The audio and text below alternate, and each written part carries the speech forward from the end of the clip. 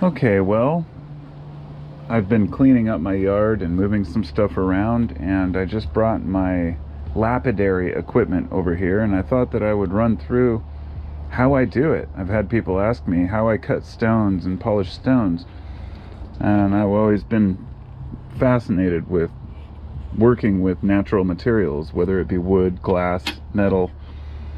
And for example, this is a little piece of jade.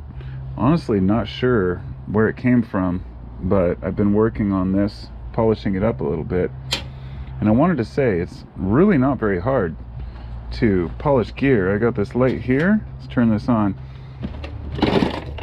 So over here in the back, I've got a variety of different stuff. This is like, I'm not sure, it's glass-like. It's almost like a white obsidian. I want to say it reminds me of like chert. I'm honestly not sure what it is, and I don't recall where I got it. I believe my wife got it for me, along with another stone for my birthday here a while back. It's a gorgeous stone, and she also got me this one. Now this is known as mukaite. Mukaite is from Australia. Get this adjusted here. And I think it's only found in Australia in a certain location. And you can see, look at the beautiful color in that thing. I mean, it's just gorgeous stuff.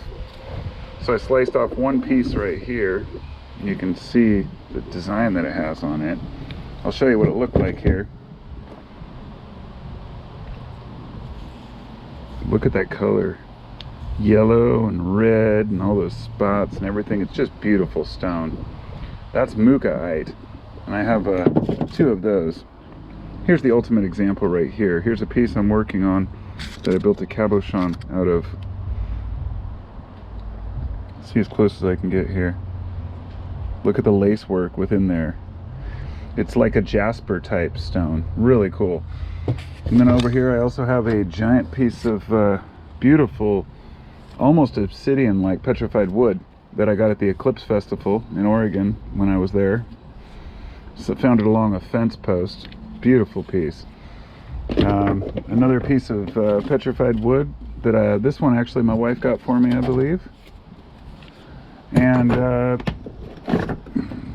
this looks like just a piece of conglomerate that I picked up at the river. I just thought it was cool.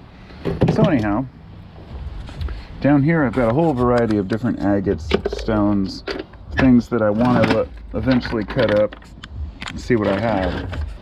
But to get to the main point, what do I do when I want to cut a stone? It's very simple. Now I wanted to make these, basically all of these are just stones that were cut. This one has Fimo clay on it. These were all test runs. This was a piece of not very good jasper, but this one's a better example. It's like an agate. I can't remember what kind of stone this was, but I cut the stone into a slice first, then I round it or get whatever shape I want, and then after that I add the details here.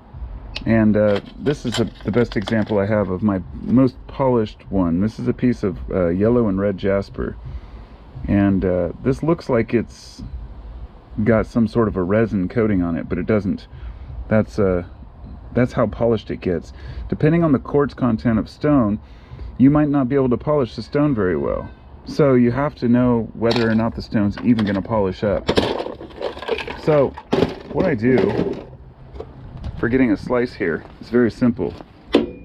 This is a tile saw. You can get one for 88 bucks at Goodwill or Home Depot or wherever. The last time I got one, it was about, I think, 80 or 90 bucks. It's very simple. Loud. Anyway, it fills with water down here. I run a little trickle and drip in there, and then I just cut stone with this. Comes with a diamond blade. It works. It serves its purpose. Years back when I got serious about it, I bought this lapidary setup for about 400 bucks on Craigslist. It comes with a grinding wheel and then a finder grinding wheel. And then this is where you put a buffing pad on, where you can put a solution that will help you do the final polish. But built into it is also, as you can see, this. And this is all on the same spindle. So when you turn it on, it runs the cutter, and all the different polishers. The coolest thing about this, and this is why I like it the most, you know, it's got the different grinding wheels, and then it also has these little things on top. So when you turn this and you open it a little bit, and you turn it on, it'll start kicking water out right here. So right now it's getting my finger damp, and you have to have water if you're going to polish stone. And you try to do it dry and you're just going to have all kinds of problems, believe me. So I got this for a few $100 on Craigslist. It came with the table and everything, and it has these 2 drain tubes that come down here, and it just drains out the bottom. You can put it in a bucket or whatever, you know, a couple extra wheels and whatnot, and a nice motor. Very simple concept. I only use it for this, and this is for the rough polishing. This one's for the final polishing, which I obviously need a new one.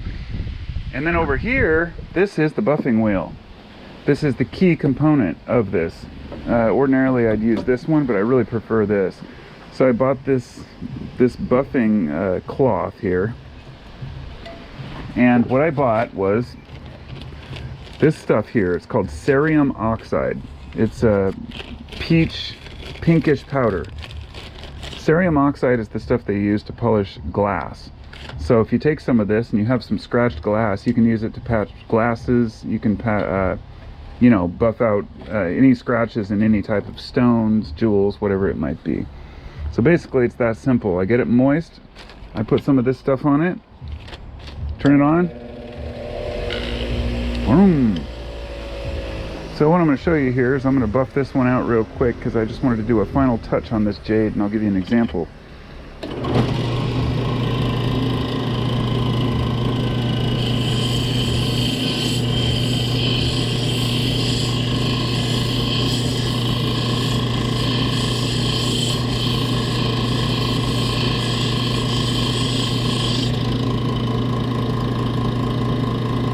You get it averaged out here. Make sure you close your valve here for the water, otherwise all your water just leaks out. Then I have this little thing here. This is far from being the most efficient way to do it. Usually I have it set up for, you know, actually working, but right now I'm just showing you how it works. So then I take a little bit of this cerium oxide here, get it into the wheel, get it all over the thing. Try not to waste too much, I'm almost out. Alright, make sure it's in there nice. Then we turn it on, and we buff.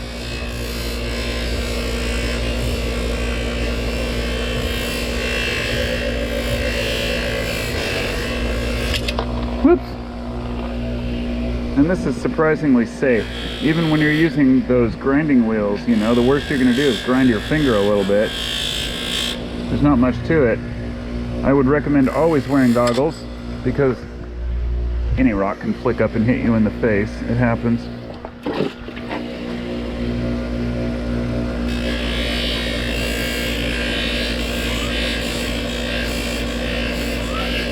Alright, and there we go. Now you see the perfectly polished stone. You should drop it. And that's how the jade looks once it starts to get polished. Even when I wash it off and I dry it off. Let's see. I don't want that gloss just to be from the water. What do we got? Oh, that's not too bad. So, anyway, that's how I make stones. I'll do an update in the future when I get around to making some stuff.